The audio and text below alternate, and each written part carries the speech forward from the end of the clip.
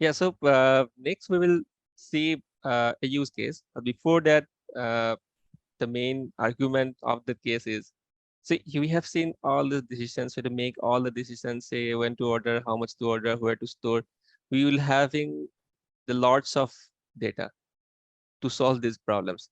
In fact, one problem, one line of this slide, maybe one team will be allocated to solve the specific one problem only. Why is it so? Because first thing, the volume of data is huge, but before that, getting the access to those data and preparing the data is quite challenging, because every organization will have their ERP system, they'll have a lot of databases, and every team, business team, will be in charge of some portion of the data, some fields. Say purchasing team will have some columns which are relevant to us, and those are stored in one table. Similarly, the requisition team, they will in charge of another table.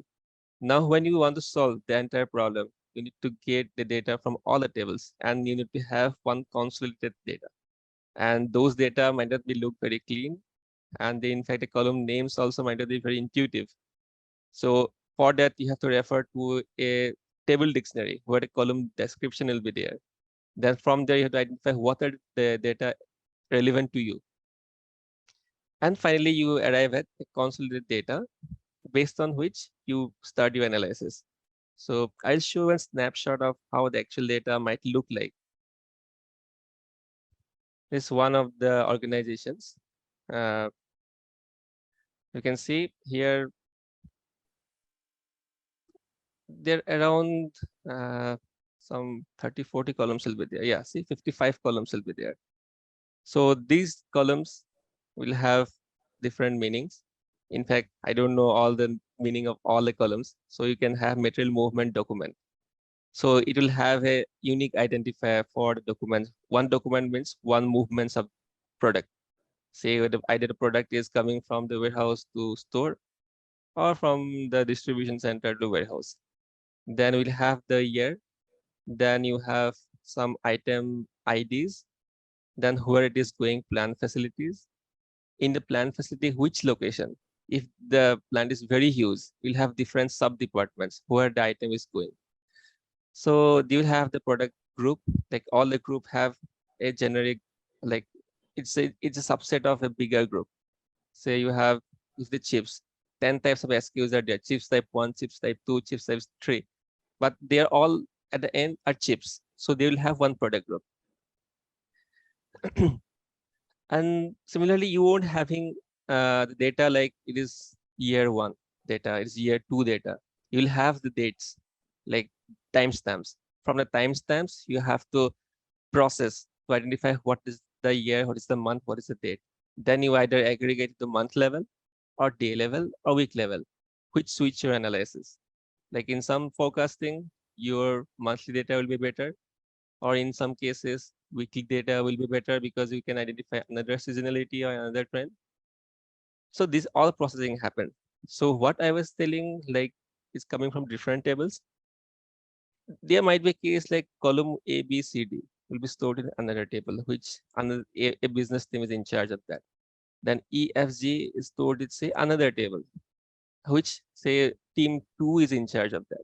Now you have to access all these tables. Then based on some common columns, you have to merge all the data. Then you have to identify what these column means. Once you identify your relevant columns, then you can proceed for further analysis. Now, in this case, we are not taking, we are not considering these raw data. We have some process data. This is sample data. So it is coming from the previous raw data only. So what this data says, first thing is the plant ID. We have 10 plants, no, 5 plants and 10 SKUs. So every SKU is supplied to every plant. So we'll having 10 into 5, so 50 combinations of rows. So in plant ID 1, say plant number P08, then SKU 02. It might be a chips, it might be a shirt, or it might be some maintenance item, depending on the sector it is there. Then we have the yearly demand for that SKU in a plant.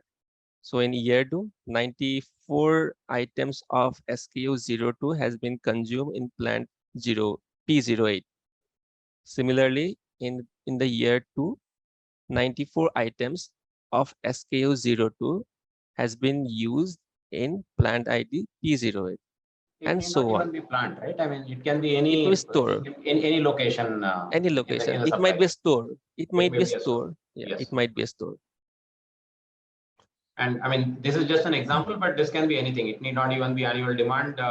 It need not be year 1, year 2, year 3. It may be week 1, week 2, week 3. So That anything. also, yeah.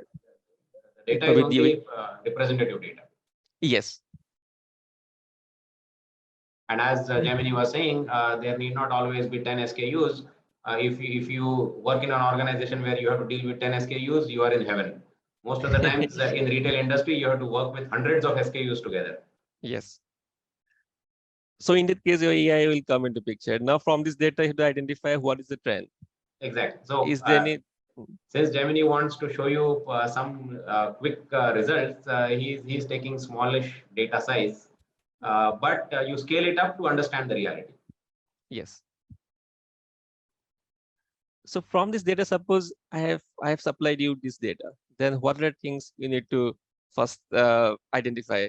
Say I want to identify, is there any, say, whether the demand for an item is decreasing over the years. This might be a case. Or similarly, if demand is increasing, that also might be a case. So we have to make inventory decisions on that. Increasing.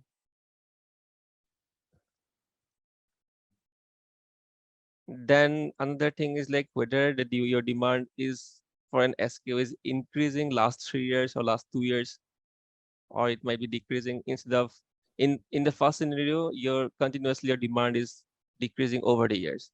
In another case, there might be trend visible which is from the last 3 years. So that item is slowly picking up in the market. So those items or those trends we need to identify. So here we are using Excel because we have limited number of SKUs and plans or stores, but in reality we have thousands of SKUs. There you cannot use individually. You can identify the patterns. So there you need to have some algorithm. Say we identify for whether the item is demand is decreasing over the years. Let's do that. We will check if the item demand is decreasing. So that means demand in year 5 is less than demand in year 4. And year 4 demand is less than the demand in year 3. Again, whether my demand in year 3 is less than my year 2 demand. And finally, whether in the year 2, the demand is less than demand 1. If this is true, I'll just make it like as 1, else 0.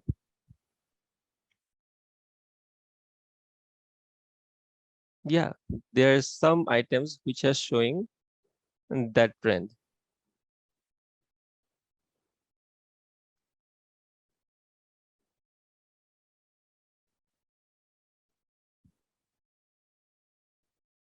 Yeah, can you see?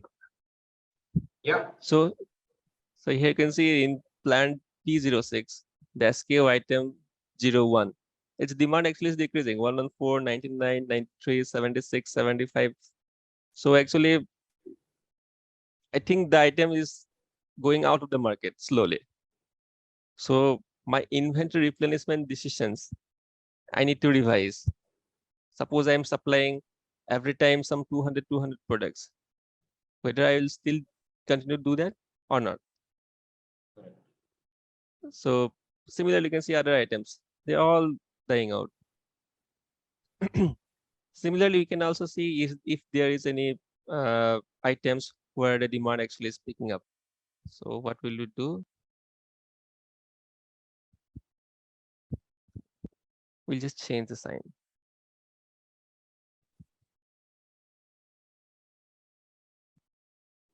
And this may impact not only the inventory decisions, but some other decisions also, right? Marketing Yes, decisions probably. marketing, If the your demand is storage. consistently going down, probably you need to increase the awareness about the product, or you want to phase the product out because, or this may be input for the product design team saying, yeah, this model is phasing out. Probably you want to introduce a new fashion, new model in the same category, right? All these decisions can also be taken once you understand this trend. Exactly. Yeah, right. You rightly mentioned design team also need to be informed. Then your sourcing decisions also will be impacted. Yes. Then your transportation decisions, storage decisions in the warehouses. All things are connected to that. Correct.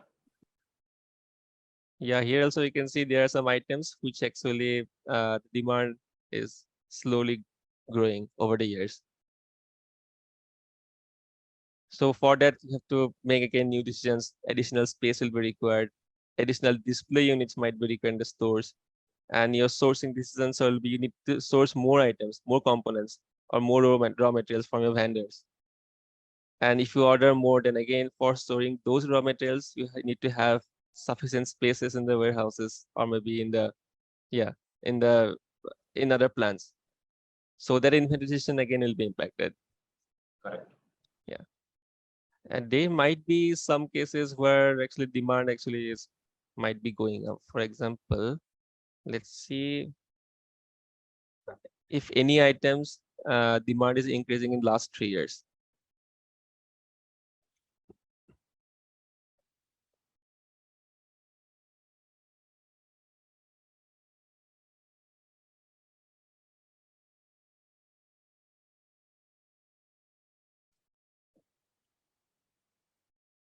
Yeah, there are items which are actually is picking up in the last 3 years. You can see these items 70, 84, 107. They're actually increasing. And before that also their demands were increasing. But in some cases, the last 3 years, definitely there's an increasing trend. So here if you can see P03, SQ08. So here initially first 2 years, demand was decreasing. But last 3 years, demands again started increasing. Maybe something happens, some promotional activities happen, or maybe the fashion has changed suddenly in the market. Because as I mentioned, like ink pens, once upon a time in our school days, it was like very famous. Everyone used it. Then suddenly the demand dropped, but now again it's coming back to the market. So that phenomenon also happened. Correct. Now, how it will impact our storage decisions? For that, I have the supply data also. So far, we have seen the demand data. Now we have the supply for last 5 years. Yeah.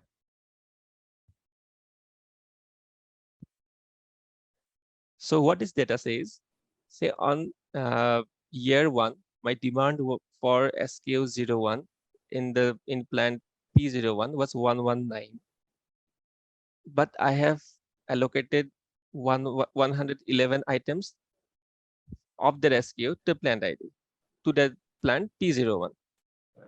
So actually, I have allocated less than the demand. In year two, Because my demand, chronologically also, right, we have to yeah, supply before the demand is realized. yes, So we may not have completely understood the exact, nobody can completely estimate the demand. yes, And therefore, sometimes the supply is going to be more, sometimes the supply is going to be less. We less, really can't, really can't enforce that the supply should always be equal to demand, and therefore I should not carry any inventory to the next time period, right? Cannot yes, be enforced that way. yes, sir.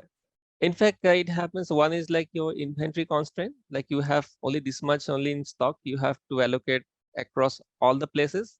Correct. Sometimes you are not aware of, because if you don't go for this, your algorithm is not proper, it's not flagging Yeah. uh, your demand pattern. Then you keep supplying according to history. Correct. Correct. So, so with the, I will just say I have an option like 10 stores. I have 1,000 product. I'll allocate each one 100. Correct. That also Yeah. case, but in one of the locations, maybe the demand is less, and I am not aware of that. So every time I'll keep supplying 100 units. Correct. Yeah. Yeah. What it will happen? So one of the store, the there will be overstocking. In another store, there will be understocking. Always stockouts. Yeah. Yeah. It happens if you have large SKUs. So you cannot track individual SKUs. So these things happens. Correct. Yeah. Similarly, if you can see in the therefore the complementary and substitutional products are important, because important. if somehow the stores realizes that they don't have the inventory of that particular SKU, they may convince the customer to buy a substitutional product, saying, yeah, I don't have this, why don't you buy this? Right? If that Yeah. is possible. Yeah. So here, similarly, in the second row also, SKU01 in plant P02. So year one demand was 106, but I have supplied 107. In the year two, the demand was 100.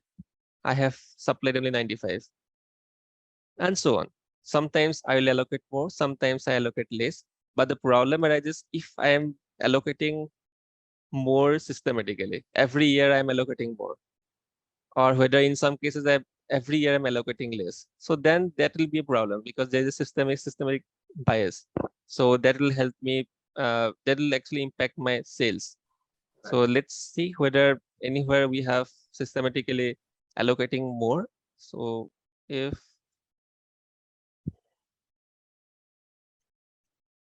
year one demand is less than year one supply, and year two demand is less than year two supply, and year three demand is less than year three supply.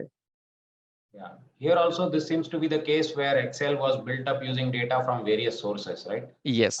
Your supply data is not going to be generally in the same database as you have the demand data. Demand Yes. data And is in, going to be maintained by marketing and sales team, yes. whereas supply data is going to be maintained by your purchasing team. Yes. And in fact, you won't be having data like year one supply, year two supply. You'll That have also. the Yeah. individual timestamps. Yeah. Say Yeah. on day one at this timestamp, I was supplying these items. Then This you is when have to. this is when the truck arrived, and these were the Yeah. SKU 1 units, and these were the SKU 2 units that arrived at this time Yes. period, right? So So from there, you have to identify like which time, which date, how much item arrives. Then you have yes, to aggregate on the day level, yes, week level, month level. yes.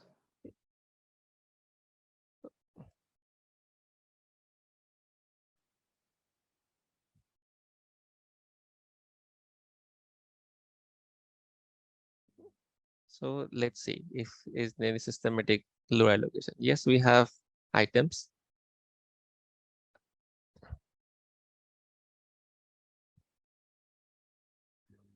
Yeah, so we have in plant P06.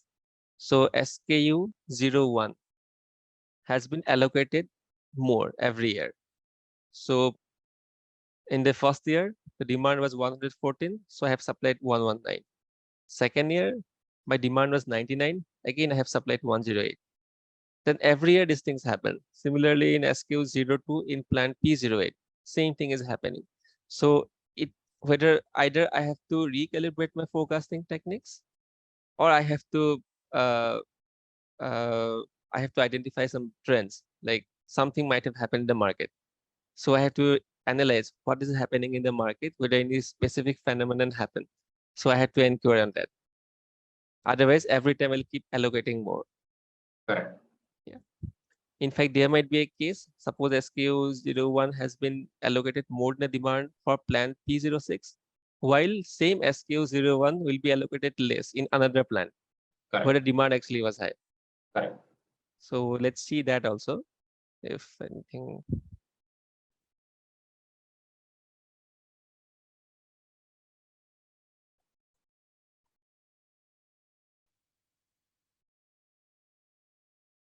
Just I'm changing the sign, whether my supply is less than the demand.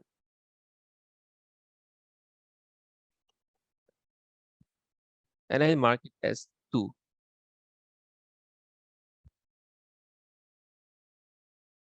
Yeah, there's also a same case available. This kind of situation also is arising here. Yeah, in these cases, I am supplying less than the demand. Same So in SKU year 1, one, right? SKU yes, 1 at SKF plant 1 was consistently undersupplied, undersupplied, whereas same SKU 1 was oversupplied in some other plant. underplanned. So if we can merge both this data, we can have some some result here. Some good insights. Yeah, some good yes, insights to good insight. understand. Yeah.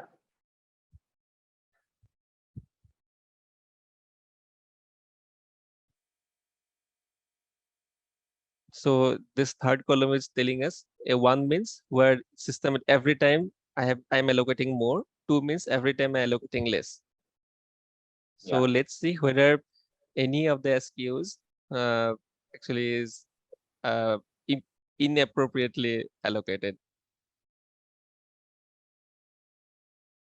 Yeah, you can see SKU1. So if you can see, so SKU1 has been systematically over-allocated to plant P06, while it is systematically under-allocated in plant P01. Correct. Correct. Correct.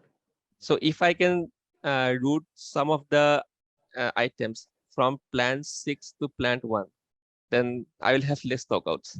Yes. Yes. Yeah. So since now we have less data, so it is very easy to identify. But when you have large volume of data, then the process need to be automated. Then you should have a triggering mechanism. Okay, these items you should allocate more to these stores. Or yeah, so then experimentation happens. Somewhere they need to go for market research. Okay, somewhere the systematically trend is going down. Then what is happening in the market?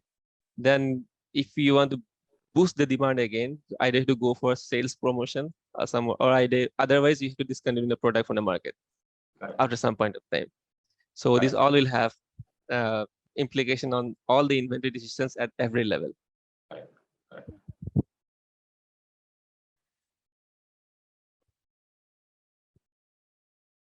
Very interesting insights, right? I mean, even from a small data set, we were able to show Yes, sir. very nice things. And as you rightly pointed out, it has implications not only on the inventory team, not only on the purchasing team. It has implications across the organization. Right? Yes. Even the finance team has to get involved, saying that I mean, every time there is inventory, there is finance involved because your capital is you need working capital to buy the inventory. Yes. Uh, so You have working capital to purchase, store, shipment. Yeah.